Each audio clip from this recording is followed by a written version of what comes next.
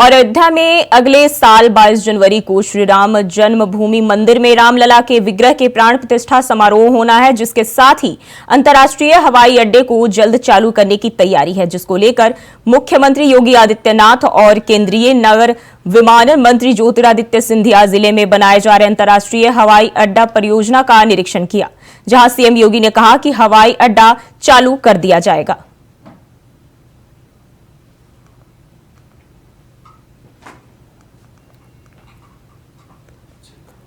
और इसी खबर पर अयोध्या से ज्यादा जानकारी के साथ अभिनव आनंद जुड़ गए। अभिनव, क्या अपडेट है? जी बिल्कुल बिल्कुल, आप बता दूं कि आज सूबे के मुखिया योगी आदित्यनाथ का ये अयोध्या दौरा बेहद ही अहम और खास था, क्योंकि प्राण प्रतिष्ठा की जो तारीख है वो बिल्कुल तय हो चुकी है। उसके पहले लगातार अयोध्या में ताबड़तोड़ दौरे किए जा रहे हैं। आज उनके साथ मैं आपको बता दूं कि केंद्रीय उड्डयन मंत्री ज्योतिरादित्य सिंधिया एवं केंद्रीय राज्य मंत्री जनरल वीके सिंह स्वयं मौजूद रहे और आकर अयोध्या में बन रहे भगवान राम के मंदिर के हूबहू ये जो अयोध्या का ये इंटरनेशनल एयरपोर्ट बिल्कुल बनकर अब लगभग 95% तैयार हो चुका है और उसी का देख लिया है बिल्कुल। जी अभिनव, 22 जनवरी को रामलला के विग्रह के प्राण प्रतिष्ठा का समारोह जो है वो होना है, कितनी तैयारियां हो चुकी है अब तक? बिल्कुल आपको बता दूं कि लगभग जो भी तैयारियां हैं लगभग पूरी हो गई हैं और आज सुबह मुख्य योगी आदित्यनाथ आज स्वयं अयोध्या में आए और समीक्षा बैठक किया और सबसे पहले वो हनुमान जी के दर्शन पूजन किए, फिर रामलला के दर्शन पूजन किए। उसके बाद वो भगवान राम के बन रहे लग्न मंदिर का अवलोकन भी किया। उसके बाद अयोध्या में बन रहे अयोध्या इंटरनेशनल एयरपोर्ट की समीक्षा बैठक और जायजा भी लिया। जी अभिनव, अंतर्राष्ट्रीय हवाई अड्डे को जल्द चालू करने की बात जो है वो कही जा रही है, जिसको लेकर मुख्यमंत्री योगी ने जो है इसका निरीक्षण भी किया। अभी कितना काम हो चुका है और कब तक इसे जो है शुरू किया जा सकता है? बिल्कुल बता दूं कि लगभग जो अयोध्या का अयोध्या इंटरनेशनल एयरपोर्ट जो बनकर लगभग 95% बनकर तैयार हो गया, जिसका जो रनवे का आकार है बिल्कुल समाप्ति की ओर है। अब जल्द ही यहाँ पर बड़ी जो भी उड़ानें होंगी यहीं से भरी जा सकेंगी। आज केंद्रीय मंत्री उड्डयन मंत्री ज्योतिरादित्य सिंधिया अयोध्या आए और अयोध्या में उन्होंने कहा कि हमारी आजीविका जो यहाँ से पुराना अयोध्या से जो रिश्ता रहा है बहुत ही पुराना रहा है, इसलिए हम अयोध्या आए हैं और भगवान राम के प्राण प्रतिष्ठा का जो होगा उसमें रहेंगे, शामिल होंगे। जी बहुत बहुत शुक्रिया तमाम जानकारी के लिए।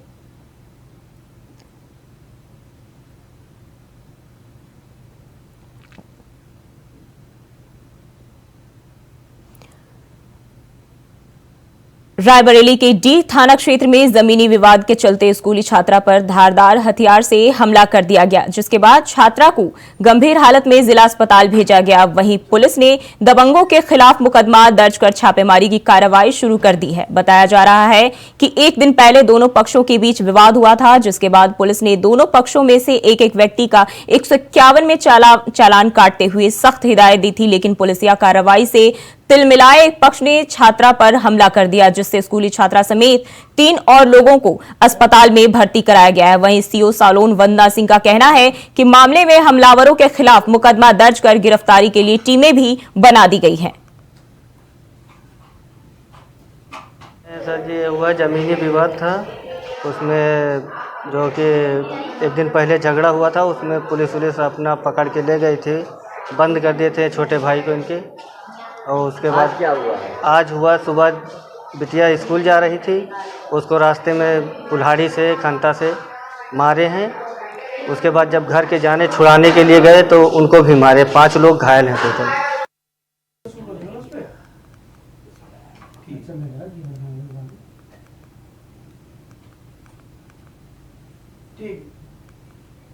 और रुकते हैं एक छोटे से ब्रेक के लिए, फौरन हाजिर होते हैं। ब्रेक के बाद स्वागत है आपका। खबर गाजियाबाद से है, जहां एसटीएफ ने एक गैंग को पकड़ा है। बता दें कि गैंग कोविशील्ड प्रमाण पत्र, जन्म मृत्यु प्रमाण पत्र फर्जी तरीके से बनाता था। वहीं अब तक 7,000 से ज्यादा प्रमाण पत्र फर्जी बनाए जा चुके हैं। पुलिस ने 3 आरोपियों को मामले में गिरफ्तार कर लिया है।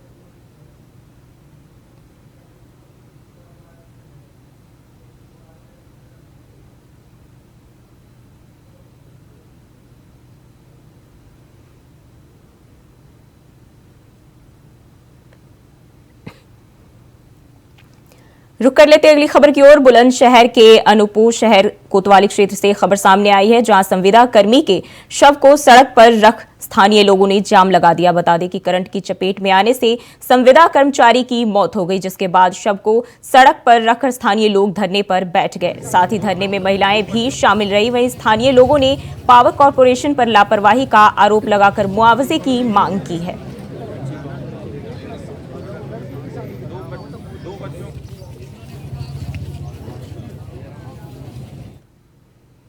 और बरेली के बहेड़ी थाना क्षेत्र में कबाड़े के गोदाम में भीषण आग लग गई, जिसमें लाखों का कबाड़े का सामान जलकर राख हो गया। बता दें कि रिहायशी बस्ती होने से आसपास का इलाका खाली कराया गया। वहीं मौके पर पहुंची दमकल की टीम ने कड़ी मशक्कत के बाद आग पर काबू पा लिया।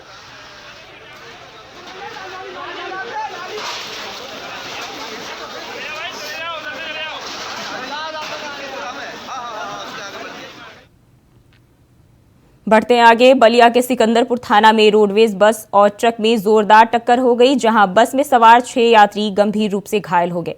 बता दें कि सभी घायलों को सामुदायिक स्वास्थ्य केंद्र सिकंदरपुर में भर्ती कराया गया। बताया जा रहा है कि रोडवेज बस बलिया से बेलथरा रोड जा रही थी।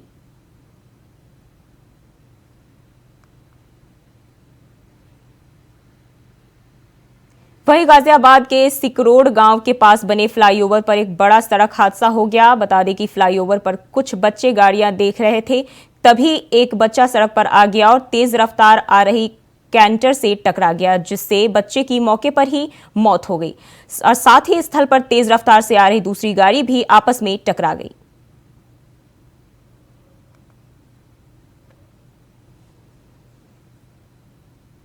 बढ़ते आगे, बीकेटी तहसील समाधान दिवस मंडलायुक्त रोशन जैकब लखनऊ पहुंचे, जहां उन्होंने समाधान दिवस में जनता की समस्याएं सुनी। साथ ही कई अन्य अधिकारी भी मौके पर मौजूद रहे। बता दें कि मौके पर मंडलायुक्त रोशन जैकब, एसडीएम, तहसीलदार, नायब तहसीलदार और बीकेटी खंड विकास अधिकारी मौजूद रहे। वहीं भारी संख्या में शिकायतकर्ता भी पहुंच रहे हैं।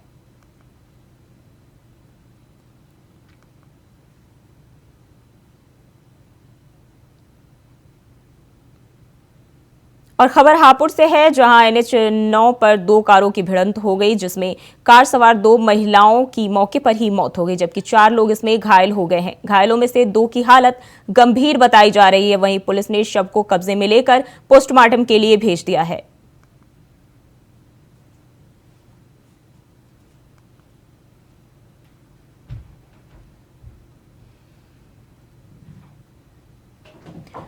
तो हादसे में 2 महिलाओं की मौके पर ही मौत हो गई है। और हापुड़ से आपके साथ खबर साझा कर रहे हैं। इस हादसे में 4 लोग गंभीर रूप से घायल भी हो गए हैं। 2 कारों की आपस में हापुड़ में भिड़ंत हो गई, जिसमें 4 लोग घायल हो गए। वहीं 2 महिलाओं की मौके पर ही मौत हो गई है।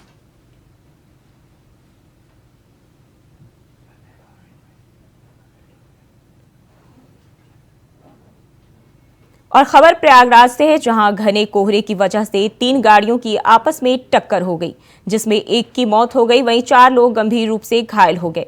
सूचना मिलते ही मौके पर पहुंची पुलिस और घायलों को इलाज के लिए अस्पताल में भर्ती कराया गया। वहीं शव को कब्जे में लेकर पोस्टमार्टम के लिए भेज दिया गया।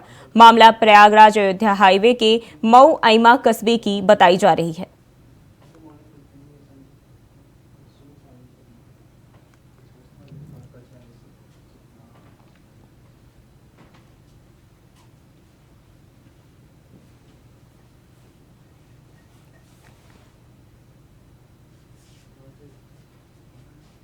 बढ़ते आगे, हमीरपुर में पूर्व राष्ट्रपति रामनाथ कोविंद पहुंचे, जहां वो नेवादा में हो रही राम कथा में शिरकत करेंगे।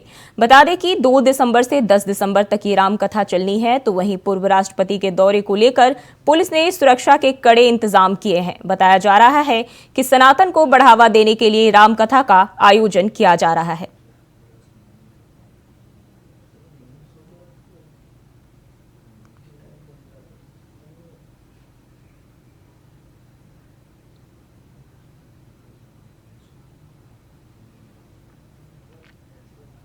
और राम जन्मभूमि अयोध्या में 2024 की शुरुआत में भगवान राम के स्वागत के लिए राम मंदिर की प्राण प्रतिष्ठा का भव्य आयोजन किया जाएगा, जिसको लेकर श्री राम जन्मभूमि तीर्थ ट्रस्ट के कार्यालय प्रभारी प्रकाश गुप्ता ने जानकारी देते हुए बताया कि 22 जनवरी को भव्य आयोजन हो रहा है, जहां करीब 6000 लोगों को नियंत्रण कार्ड दिए जा रहे हैं, जिसमें साधु संत भी शामिल है। साथ ही उन्होंने बताया कि कार्ड देने का काम शुरू हो गया है और कार्ड के साथ ही जरूरी दिशा निर्देश भी दिए जा रहे हैं।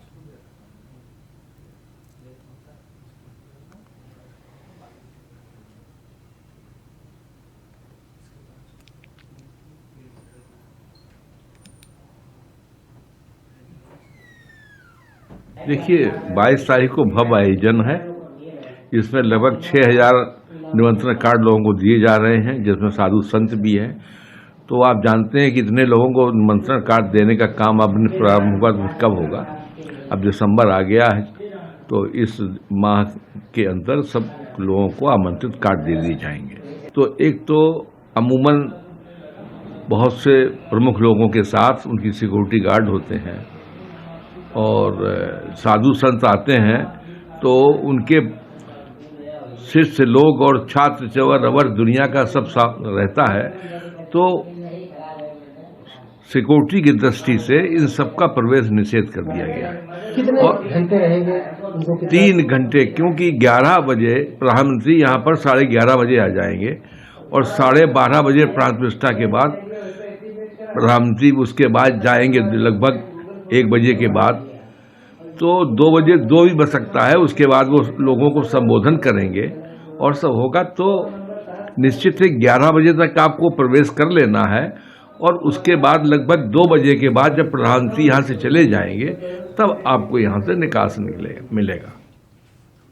वहीं अमरोहा में अवैध खनन माफिया के खिलाफ प्रशासन का अभियान लगातार जारी है। बता दें कि डीएम के निर्देश पर संयुक्त टीम ने कार्रवाई की, जहां ओवरलोड खनन से भरे 5 ट्रक को पकड़कर सीज कर दिया गया है। बताया जा रहा है कि उत्तराखंड से ओवरलोड बजरी बजरफुट यूपी में लेकर जा रहे थे, तो वहीं पिछले 1 हफ्ते में 25 से ज्यादा ओवरलोड ट्रक को पकड़कर सीज किया गया है।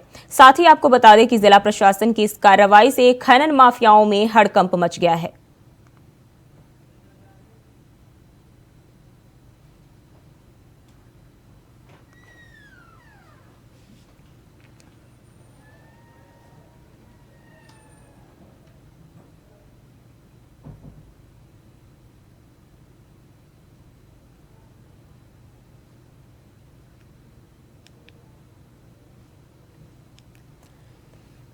मथुरा के ठाकुर बांके बिहारी की नगरी में दर्शन को आने वाले श्रद्धालुओं की बढ़ती भीड़ देखते हुए सीसीटीवी कैमरे लगाने का आदेश मिला है। बता दें कि सीसीटीवी कैमरे लगाने के तहत सर्वे का कार्य हो रहा है, जहां पुलिस बिहारी जी मंदिर के साथ संपूर्ण वृंदावन के प्रमुख मार्गों में गतिविधियों पर नजर रखेगी। बताया जा रहा है कि यूपी ब्रज तीर्थ विकास परिषद योजना को तैयार कर रहे हैं, जिसमें अभी तक वृंदावन के कुछ चौराहों के साथ परिक्रमा मार्ग के आधे रास्ते में सीसीटीवी कैमरे लगाए गए हैं। साथ ही बता दें कि पूरे वृंदावन में अब सीसीटीवी कैमरों का जाल नजर आएगा और NH-19 और यमुना एक्सप्रेसवे से जुड़े तमाम रास्तों पर भी सीसीटीवी कैमरे लगाए जाएंगे। साथ ही सीसीटीवी कैमरा से यातायात व्यवस्था भी ठीक की जाएगी।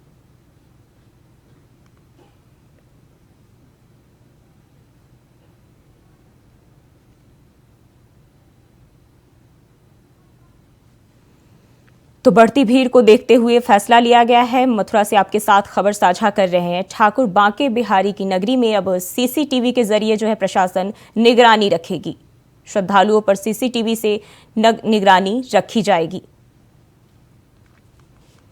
और अलीगढ़ के रसलगंज के पास NH-91 पर एक बड़ा हादसा हो गया। बता दें कि दूल्हे की सजी हुई कार ने हलवाइयों से भरे ई-रिक्शे को रौंद दिया, जिसमें 5 हलवाई कारीगर घायल हो गए। हालांकि हादसे में किसी भी तरह की जनहानि की कोई सूचना नहीं मिली है।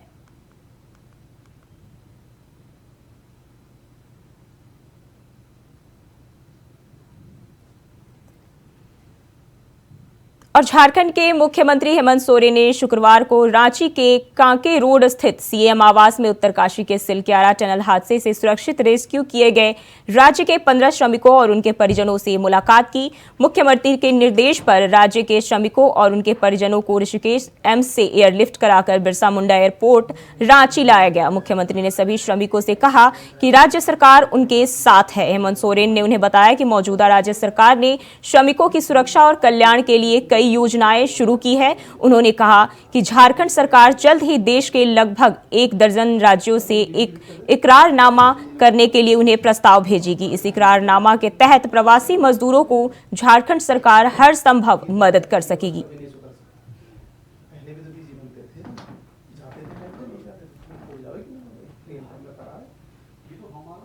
बात कर लेते हैं अगली खबर की, जो कि कानपुर से है, जहां सीसामऊ क्षेत्र के बांके बिहारी कंपाउंड में भीषण आग लग गई। सूचना मिलते ही सीएफओ और फायर ब्रिगेड की टीम मौके पर पहुंची और कड़ी मशक्कत और 3 तरफ से प्रयास करके टीम ने आग पर काबू पाया। वहीं घटना में किसी भी तरह की जनहानि की कोई सूचना अब तक नहीं मिली है।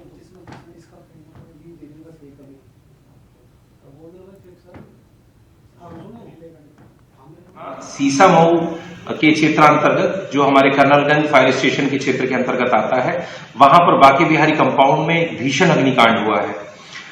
उनके द्वारा ये भी बताया गया कि जो यहाँ पर गोडाउन है प्लाईवुड के, केबल्स के, प्लास्टिक्स के, उसमें सभी में बहुत भीषण फायर है।